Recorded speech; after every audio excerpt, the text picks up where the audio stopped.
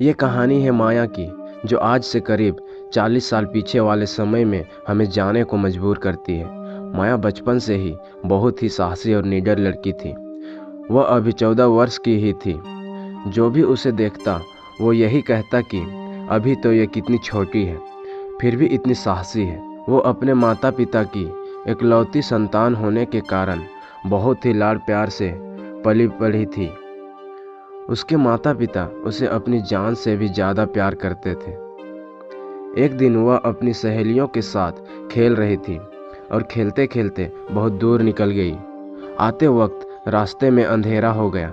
उसकी सहेलियों के घर उसके घर से पहले ही थे, तो उसकी सहेलियां अपने अपने घर चली गई। अब माया रास्ते में एकदम अकेले चली जा रही थी। चारों तरफ सन्नाटा फैला हुआ था।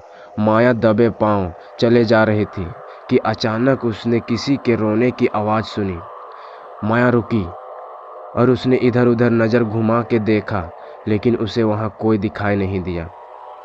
वो फिर अपने रास्ते पर तेज़ी से आगे की तरफ बढ़ने लगी। माया अपनी मंजिल की ओर बढ़े जा रही थी कि फिर से उसने किसी के रोने की आवाज़ सुनी। इस बार उसे कोई दिखाई दिया, जो सफ़ेद कपड़ों में था, जो रास्ते से थोड़ा हटकर झाड़ियों के पास बैठा हुआ था और ज़ोर ज़ोर से रो रहा था, मानो उसे कितना दर्द हो रहा हो।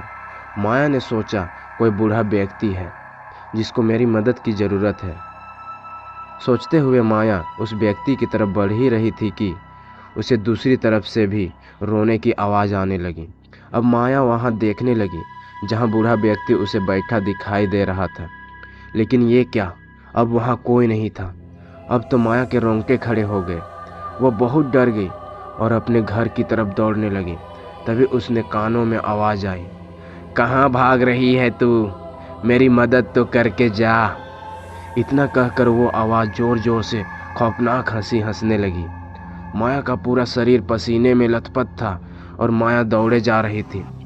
माया भगवान शिव को मानती थी। वह रोज़ मंदिर जाती थी और शिवरात्रि पर्व पर भी उपवास रखती थी, लेकिन मांगती कभी कुछ नहीं थी। माया भागते भागते शिव जी को यही बात कह रही थी कि मैंने आपसे कभी कुछ नहीं मांगा, लेकिन आज मुझे आपकी ज़रूरत है। मुझे घर जाकर मेरे माता पिता से मिलना है। कहते हुए रास्ते में ही बेहोश होकर गिर गई। सुबह उसकी आंख खुली तो वो अपने घर पर अपने माता पिता के पास थी। होश में आने पर माया ने बताया, माँ, रास्ते तो मेरे साथ बहुत ही अजीब बात हुई। और रात की सारी बात माया ने माँ को बताई और पूछा, मुझे यहाँ कौन लाया माँ?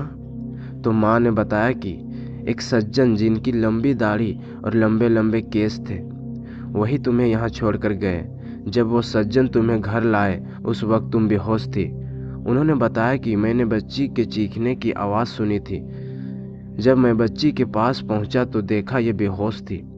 फिर वो तुम्हें घर लेकर आए और कहा, आगे से आप ध्यान रखना, इतनी देर रात को आगे से ये बाहर ना जाए। इतना कहकर वो सज्जन चले गए। माया सोच रही थी आखिर वो कौन थे। तो दोस्तों, क्या आप बता सकते हैं कि वो सज्जन कौन थे? अपनी राय हमें कमेंट में ज़रूर बताइएगा।